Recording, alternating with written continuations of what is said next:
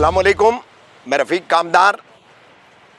जैसे कि आप सभी लोगों ने पहले देखा कि पिछले जुमा को यानी शुक्रवार को हमने कौसा के अपने एमएम वैली का जो नया कब्रिस्तान है उसको लेकर के कुछ बातें आपके सामने लाई थी, कुछ चीज़ें हमने आपके सामने लाई थी। डीडीएस न्यूज़ पे आपने सुल्तान भाई के इसमें भी उसको और भी मतलब खुलासे से देखा था। तो पहला मुद्दा हमारा यहाँ पर जो था कि वापस से जो भरनी की जा रही है, जो टेंडरिंग होकर के पिछले 1.5 साल से भरनी का यहाँ पर जो काम किया जा रहा था, तो उस भरनी में जो मिट्टी इस्तेमाल हो रही थी, सबसे पहला ऑब्जेक्शन हमारा उस पर था कि मुरुम वाली पत्थरों वाली मिट्टी थी, पत्थरों के बुरादे वाली मिट्टी थी। तो हमारे यहाँ के जो विधायक हैं जितेंद्र आवाड़, उनसे भी हमारी बात हुई थी जैसा हमने बताया था। तो उन्होंने फ़ौरन उसको बहुत गंभीरता से लिया और गंभीरता से लेने के बाद जैसे फिर मैंने उस वक्त आपको बताया था कि इस संबंध में पिछले जुमा को तदफीन के दौरान यहाँ पर शमीम खान साहब भी हमारे साथ थे। तो हमारी जब बात हुई है यहाँ से जाने के बाद विधायक जितेंद्र आवाड़ से, तो उन्होंने शमीम खान साहब को कुछ जिम्मेदारियाँ दी थी कि ये काम आपको करा कर लेना है। तो सबसे पहले एक मीटिंग की जो बात थी, तो वो मीटिंग हमारी कल हुई। हमारे कौसा एमएम वैली कब्रिस्तान के जो अध्यक्ष है यहाँ के, हमारे कमेटी के अध्यक्ष हारून राउत, वो भी थे, मुनाब भाई भी थे, मुनाब राउत थे। मुनाब राउत एक वो शख्स है, मैं आप सबको बता दूँ कि आप इस कब्रिस्तान में जब भी आएंगे तो मुनाब राउत आपको यहाँ ज़रूर मिलेंगे। यानी कि 16 लोगों की जो कमेटी पहले बनी थी उसमें सबसे ज़्यादा एक्टिव रहने वाले मुनाब भाई है और मुनाब भाई रात दिन यहाँ पर खिदमत करते हैं।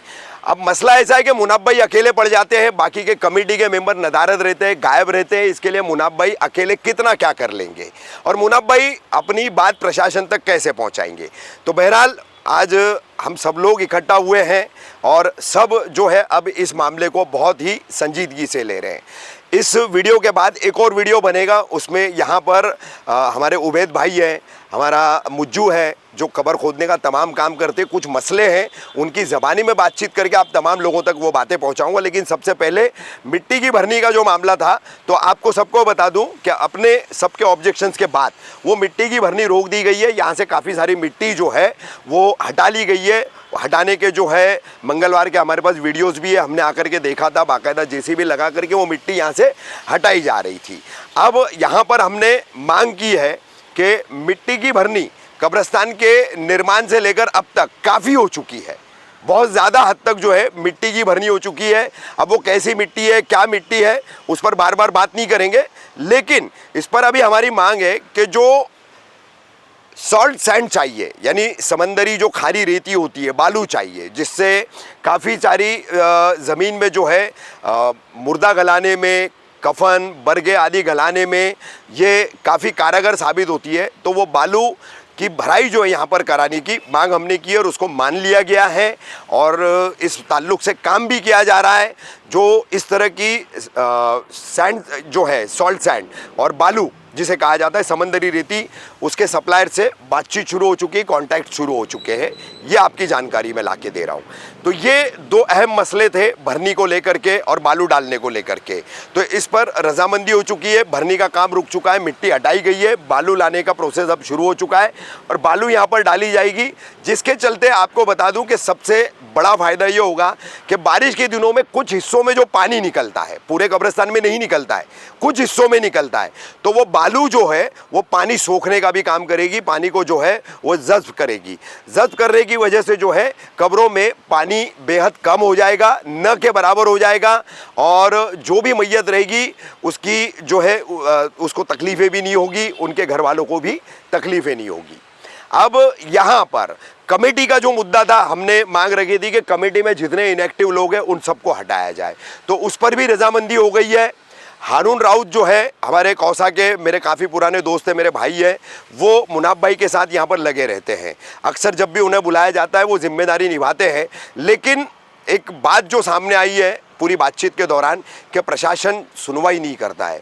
तो इंशाल्लाह आगे देखेंगे, बात हारून भाई की हो, मुनाब भाई की हो या हमारी भी हो, कौसा के ये एमएम वैली कब्रिस्तान में आने वाले हर मैयत के घर वालों की किसी की भी बात हो प्रशासन को सुननी पड़ेगी। अब उस तरह की कमेटी यहाँ पर बनाई जा रही है, उस तरह की कमेटी यहाँ पर तश्कील की जा रही है, नए लोगों को उसमें लिया जा रहा है जो वक्त देंगे, जिम्मेदारी निभाएंगे, ऐसे कई लोगों को इसमें जोड़ा जा रहा है। तो ये तमाम चीज़ें जो है और खुलासे से एक हफ्ते के अंदर अंदर आपके सामने आ जाएगी, जिसमें बालू ला करके कैसे उसका काम किया जाएगा वो एक रहेगा, कमेटी का दूसरा मुद्दा रहेगा। तो ये तमाम चीज़ें जो है अब यहाँ पर विधायक जितेंद्र आव्हाड और उन्होंने जो संजीदगी से गंभीरता से मुद्दे को लिया, तो ये तमाम चीज़ें जो है अब समस्या का निवारण यानी कि इस मसले का हल अब निकालता जा रहा है। तो ये हल निकालने के प्रोसेस के चलते आने वाले जुम्मा को यानी 2 दिन बाद, जो भी आज 29 है 31 का मेरे ख्याल से जुम्मा का दिन है, तो जो हमारा ऐलान था तमाम लोगों को आने के लिए, तो वो आने की अब ज़रूरत नहीं है। एहतजाज हम नहीं करेंगे क्योंकि हमारी मांगे मान ली गई है, ये ख़राब मिट्टी रोक दी गई है, बालू लाई जा रही है और कमेटी भी जो है तब्दील की जा रही है। तो इसलिए जो है अब ये एहतजाज नहीं होगा, बल्कि अब मिलजुल करके हम यहाँ पर जो है जिम्मेदारी लेकर के काम भी करेंगे। अब आखिर में आपको सबसे अहम इस कब्रिस्तान का एक मुद्दा बता दूं, जितने भी यहाँ पर मरूमीन दफन है उन तमाम के घर वालों को, उनके जिम्मेदारों को जो है, परिवारों को एक बात यहाँ पर समझ लेना चाहिए कि ये कब्रिस्तान देखिए, जब मैं ऐसा खड़ा हूँ तो ये सीधा है। अब ये सीधा है तो सीधे में यहाँ पर किबला रुख नहीं है, प्रैक्टिकली इस बात को सभी लोग समझ ले। अब इसका रुख इस तरफ से है, यानी कि सीधे हाथ की तरफ थोड़ा टर्न होता है। तो अक्सर यहाँ पर एक दिक्कत आती है कि हमारे उबैद भाई है, उनके साथी है तमाम, कब्र खोदने के दौरान लोगों को बताते हैं कि किबला रुख ऐसा है। आप शरीयतन समझ ले, दीनी एतबार से समझ ले कि मैयत का मुंह किबला रुख नहीं रहेगा तो वो इस्लामिक तदफीन नहीं मानी जाएगी। इस बात को समझ ले अच्छे से। तो कब्र खोदू आपको बताते हैं, फिर तमाम लोग जिद करते हैं कि कब्र को सीधी कर दो। तो कब्र को सीधी करने के चक्कर में पढ़ करके आप जो है तदफीन का मामला है ख़राब करके मत लो। तो यहाँ पर ये वोटों की भी जो है क्रॉस सिस्टम जो है उसमें भी सुधार लाने के लिए जो है काम होने वाला है और मार्किंग दी जाएगी।